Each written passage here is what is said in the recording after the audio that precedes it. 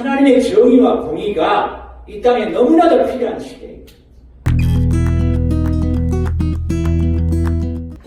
할렐루야. 네. 반갑습니다. 오늘 우리 설교의 본문이 사도행전 20장 22절로 24절의 말씀입니다. 우리 제목 한번 같이 따라서 읽어볼까요? 사명자.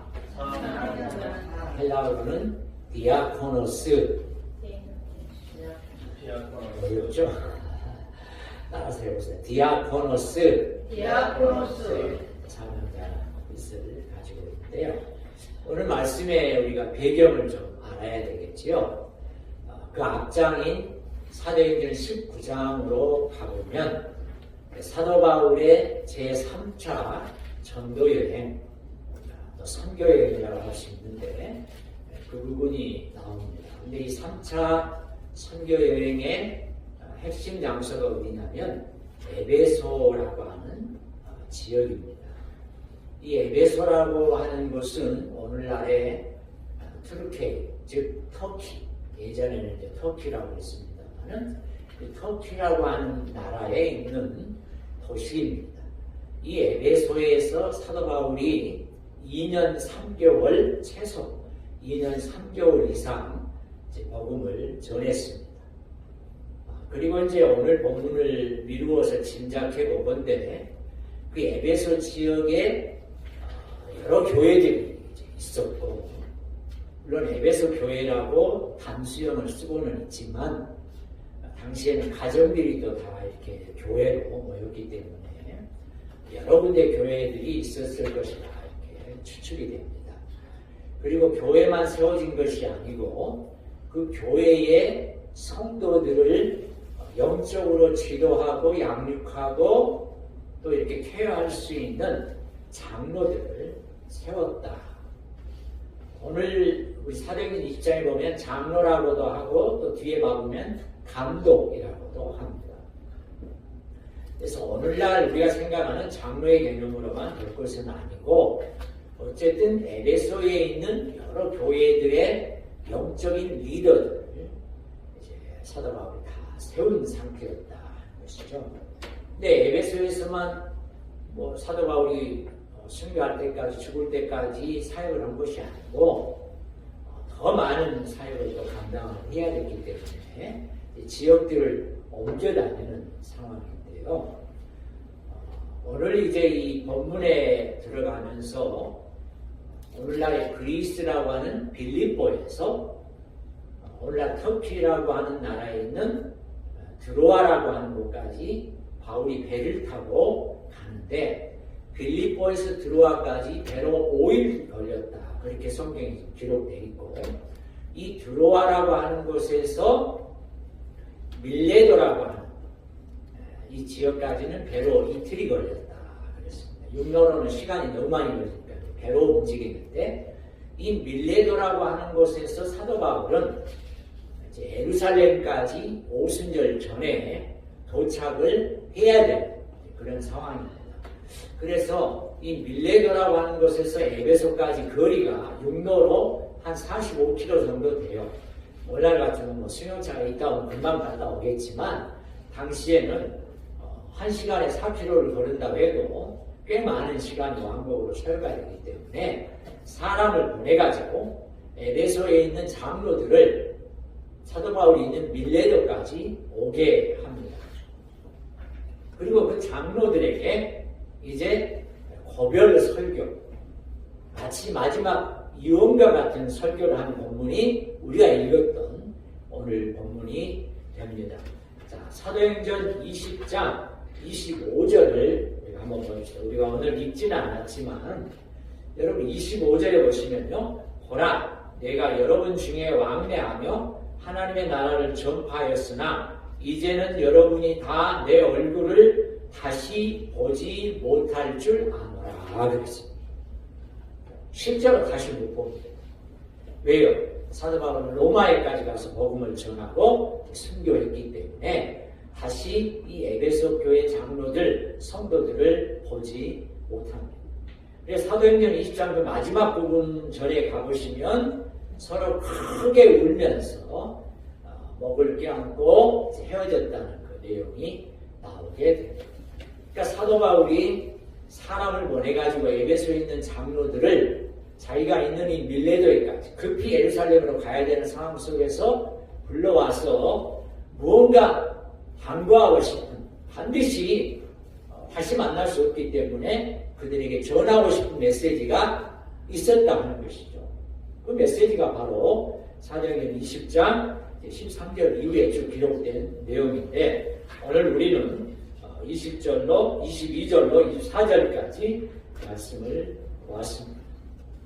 그리고 이제 구체적인 내용은 28절 이하에 이렇게 기록이 되어 있습니다. 사나운 이립개들이 에베소 교회에 들어와서 하나님의 양떼들을 공격하고 힘들게 할 것이라는 그런 내용을 이제 이 장로들에게 주기 위해서 사도 바울이 이야기합니다만, 오늘 22절, 24절에서는 사도 바울이 자신이 앞으로 이제 어떻게 될 것인가를 설명해 주는 내용입니다. 여러분 먼저 22절을 한번 보십시다. 자, 보라, 이제 나는 무엇에 매여? 성령에 매여. 영어 성경에 보니까 bound in the spirit. 성령에 묶여있다. 성령과 함께 있다. 늘 함께 묶여있다. 성령에 매어있고 예루살렘으로 가는데, 그러니까 사도 바울이 지금 예루살렘으로 급히 가야 되는 이유는 성령의 인도하십니다. 그것을 사도 바울은 알고 있는 것입니다. 자기가 막 의지적으로 원해서 가는 것이 아니고 성령께서 자신을 예루살렘으로 이끌고 계십니다.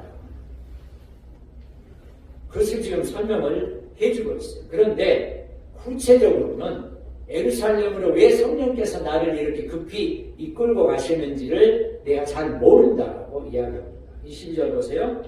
거기서 무슨 일을 당할는지 알지 못하노라. I don't know. 그랬어요. 여러분과 성령께서 우리를 인도하실 때에도 구체적으로 어떤 일이 내게 일어날 것인지를 모르는 경우도 있다 하는 것이죠. 자, 그런데 한 가지 아는 것은 또 있다는 23절에 보니까 오직 성령이 각 성에서 내게 증언하여 결박과 환난이 나를 기다린다 하신다. 구체적으로 정확하게 무슨 일이 있는지는 모르겠지만 왜 성령께서 나를 강권적으로 예루살렘으로 인도하고 계신지 구체적으로는 모르지만 아는 내용은 뭐냐면 너에게 결박과 환난이 있다, 기다린다. 여기 결박은요, 영어 성경에 보면 프리즌이라고 해요. 감옥에 갇히게 되고, 그리고 여기 환난, 하드십스 그랬어요. 아주 박해죠. 엄청난 그런 고난과 박해, 환난이 기다리고 있다. 네가 직면하게 될 것이다. 이것도 역시 성령께서 말씀해 주셨다. 증언해 주셨다. 여기 증언이라고 번역되어 있습니다만은 경고라고도 되어 있습니다. 성령께서 자신을 예루살렘으로 이끌고 계시는데 거기에서 구체적으로 어떤 일이 이런 일이 있을지는 모르겠지만 다만 분명히 알게 해주신 것은 결박되게 될 것이고 감옥에 갇히게 될 것이고 박해와 환난이 있게 될 것이다. 그것을 내가 안다 하는 것이죠. 자, 24절입니다. 여러분 우리 성경에는 내가 그랬지만 헬라어 성경이나 영어 성경 전부 내가 앞에 그러나 그랬어요. 결박되고 그리고 환난이 나를 기다린다. 뭐 말씀해 주셨다는 거죠. 그러나 however 내가 달려갈 길과 주 예수께 받은 사명 곧 하나님의 은혜의 복음을 증언하는 일을 마치려 하면은 나의 생명조차 조금 더 귀한 것으로 여기지 아니하노라 라고 사도 바울이 고백을 하고 있습니다. 여러분, 사도 바울은요, 늘 성령의 음성에 민감합니다. 그리고 그의 모든 나침반, 그의 모든 표대, 초점은 늘 성령 하나님에게 집중해 있었다. 여러분도 성령에 늘 집중하고 성령님의 음성에 늘 민감할 수 있기를 축원합니다. 여러분, 성령님은 어떤 분이신가? 너무 중요한 말씀이죠. 성령님이 어떤 분이신가? 우리가 반드시 알아야 되는데요. 요한복음 16장 13절 말씀을 보겠습니다. 그러나 진리의 성령이 오시면 그가 너희를 모든 진리 가운데로 인도하시리니 그가 스스로 말하지 않고 오직 들은 것을 말하며 장래 일을 너희에게 알리시리라 그랬습니다. 성령이 어떤 분이시냐? 진리의 성령이시고 그 성령께서는 좌우적으로 말씀하시는 것이 아니라 성부 하나님, 아버지 하나님께로부터 들은 말씀을 말하시면서 우리의 장래일을 또 알려주시는 분이시다라고 성령님에 대해서 소개를 하고 있습니다. 이 말씀대로 사도 바울에게 앞으로 어떤 일이 일어날 것인지를 성령께서 바울에게 늘 말씀하고 계시는 것을 우리가 볼 수 있고 그 성령의 말씀은 성부 하나님의 메시지였다 하는 것이죠. 우리 한번 따라합시다. 파라클레토스. 성령을 헬라어로 파라클레토스.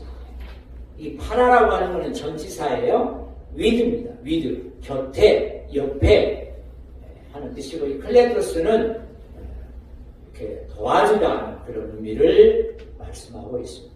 그래서 파라클레토스 성령이 무슨 뜻이냐면 옆에 계시면서 도우시는 분. 성령입니다. 그래서 파라클레토스를 쉽게 어떻게 번역하냐면 변호사로 번역을 합니다. 우리 곁에서 그리스도인들 곁에서 하나님의 자녀들 곁에서 옆에서 늘 도우시는 분이 누구시냐면 성령이시다. 사도 바울이 홀로 외롭게 복음을 위해서 싸운 것이 아닙니다. 늘 성령님께서 그와 함께 계셨고 사도 바울을 도우셨고 사도 바울을 격려하셨고 사도 바울과 함께 하셨다 하는 것이죠. 이 성령님께서 오늘 저와 여러분에게도 함께 하시는 줄 믿습니다. 우리와도 함께 하시는 거예요. 저와 여러분에게도 말씀하시는 것이죠. 설교자를 통해서도 말씀하시고 여러분이 개인 기도하실 때도 말씀하시고 여러분이 홀로 성경 말씀을 묵상하고 읽을 때에도 함께 하시고 상황 가운데서도 함께 하시고 그래서 우리와 늘 함께 하시고 우리 눈에 보이지는 아니하지만 늘 함께 하시는 진리의 성령님께 우리가 늘 붙어 있어야 되고 함께 있어야 되고 그 성령의 음성에 민감하게 반응해야 한다 하는 것이죠. 24절에서 특별히 사도 바울이 주 예수께 받은 사명을 이야기하고 있습니다. 이 사명이 뭐냐 하는 것이죠. 이 사명이 얼마나 귀한 것이면 자신에게 얼마나 가치 있는 것이면 자기 목숨을 낫띵으로 여기겠다. 그러니까 순교하겠다 하는 것이죠. 전혀 두렵지 않다. 나 죽는 거 하나도 안 무섭다. 두렵지 않다. 무엇 때문에? 사명 때문에. 그 사명이 누가 주신 것이냐면 주 예수께 받은 사명이라 이렇게 이야기를 하고 있는데 구체적으로 그 사명이 하나님의 은혜의 복음을 증언하는 일이다. 여러분 이 복음이라고 하는 뜻은 따라서 기쁜 소식, 굿뉴스죠. 복된 소식, 귀한 소식. 이게 이제 복음인데 이 복음이 예수 그리스도께서 십자가의 죽으심을 통해서 그를 믿는 자마다 구원을 얻게 하시는 게 이제 복음이죠. 근데 어떻게 표현했냐면 은혜의 복음이다. 사실 저와 여러분이 한 일이 없죠. 그저 우리는 그냥 그걸 믿음으로 받는 것이죠. 그래서 공짜로 이제 얻는 것인데 은혜라는 것이 그런 의미를 가지고 있는데 결코 값싼 은혜가 되게 해서는 안 된다 하는 것이죠.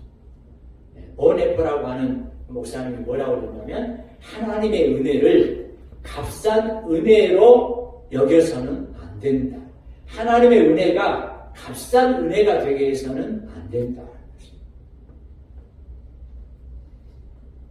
하나님께서 저와 여러분을 구원하시기 위해서 하나님의 아들 예수 그리스도께서 그 목숨으로 그 생명으로 저와 여러분에게 구원의 은혜를 주셨다는 거예요. 그러니까 가장 비싼 은혜다.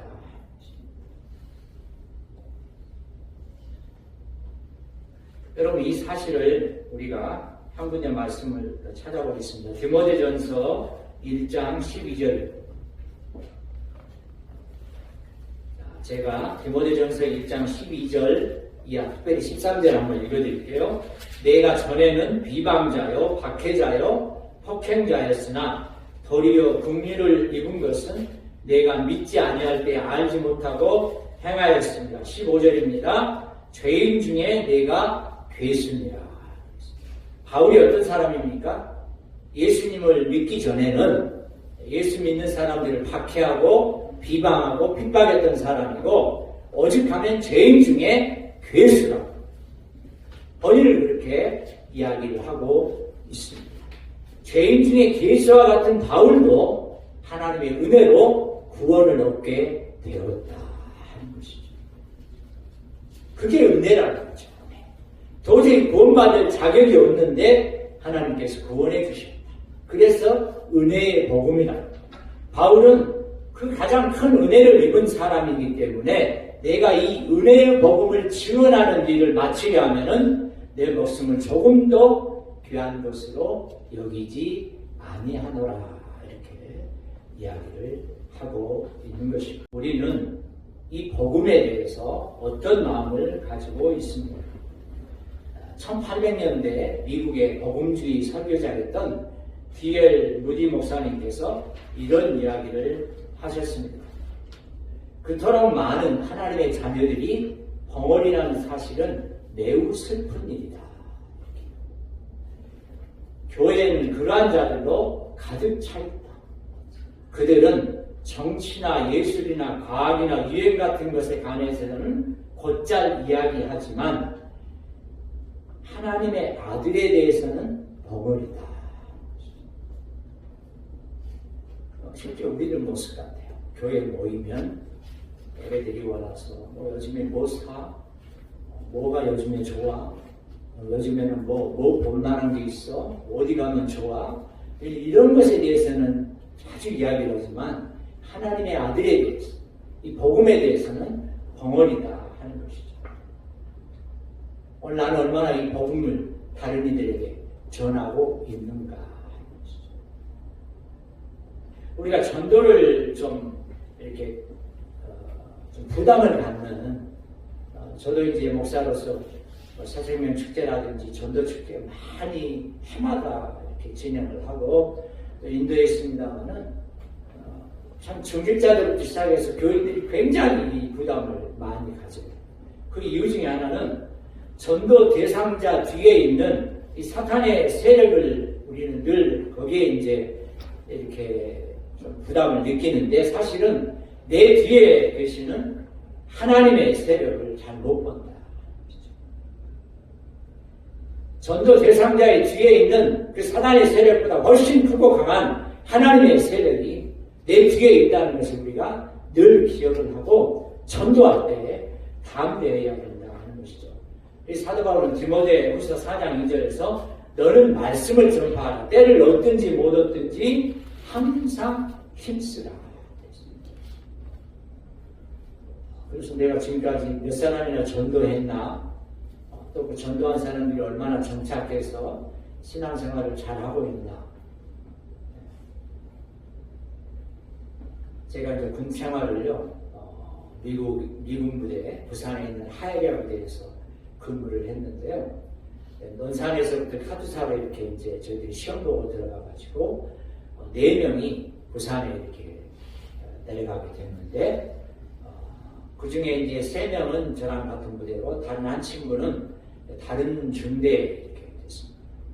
근데 이 친구가 어머님이 권사님이셨는데 교회를 안 나가고 너무 세상적으로 이렇게 빠져 있는 거예요. 그래서 제가 너무 안타까워서 항상 이렇게 교회 가자고 전도하고 주일마다 그랬어요. 그게 아마 몇 달 걸렸을 겁니다. 그래도 포기하지 않고 계속 전도를 했는데 나중에 이 친구가 이제 너무 미안했던지 저를 따라서 이제 교회를 가는데 이게 부산 부전교회였습니다. 서면에 그때 있었는데 부전교회 친구랑 같이 갔는데 그때가 어버이 주일이었거든요. 근데 설교 중에 예배 중에 처음부터까지 우는 거예요.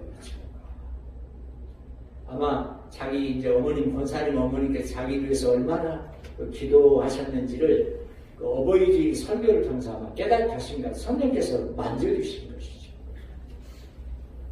예배 시간 내내 울더라고요. 그러더니 그 다음 주부터는 저랑 함께 이제 교회를 나가기 시작했고 또 그 군 부대 안에 저희가 신회를 만들었거든요. 원래 있긴 있었는데 너무 이제 약해져 있던 그 신회에 같이 활동하면서 신앙생활을 열심히 했습니다. 그리고 나중에 이제 좋은 회사를 이렇게 다녔는데 또 그 뒤에 또 연락을 드리니까 신학을 했다 그래요. 저보다 이제 늦게 이제 청신에서 신학을 하고 목사가 되고 선교사가 돼서 중국에서 연변 쪽에서 선교사를 하고 지금은 이제 또 지방 울산에서 담임 목회를 하고 있습니다. 그래서 늘 그 친구를 생각하면 감사해요. 저는 그저 같이 교회 가자고 이렇게 전도한 것 뿐인데 하나님께서 역사하셨다 하는 것이죠.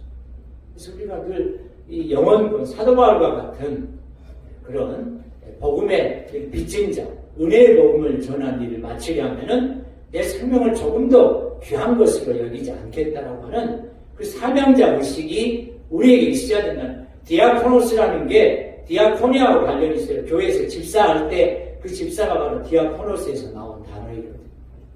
이 사명은 바울만 받은 게 아니고 우리 모두가 다 받았다. 근데 여러분 마지막으로 한 가지만 더. 우리가 여러분이 복음이라고 그럴 때는요. 따라합시다. 총체적 복음, 전인적 복음, 신앙의 영역, 종교의 영역만 머무는 것은 아니라는 것이죠. 이 복음이라고 하는 것은 총체적이라는 거예요. 정치, 경제, 사회, 문화 모든 영역을 다 포괄하는 것이 복음입니다. 그래서 우리가 정치적인 부분에서도 늘 교회가 선지자의 역할을 감당을 해야 돼요. 아모스 5장 24절 정의를 물같이 공의를 마르지 않는 강같이 흐르게 하옵소서. 하나님의 정의와 공의가 이 땅에 너무나도 필요한 시대입니다. 정말 하나님의 정의가 물같이 하나님의 공의가 마르지 않는 강같이 흐르는 대한민국이 되게 하여 주옵소서. 정말 우리 대한민국이 하나님의 정의와 공의 가운데 우뚝 서서 하나님이 축복하시고 또 귀한 선교의 사명도 잘 감당하는 그런 귀한 교회 또 저와 여러분 될 수 있기를 우리 새순 라이프 교회가 같은 일에 쓰임받으시기를 예수님의 이름으로 축원합니다.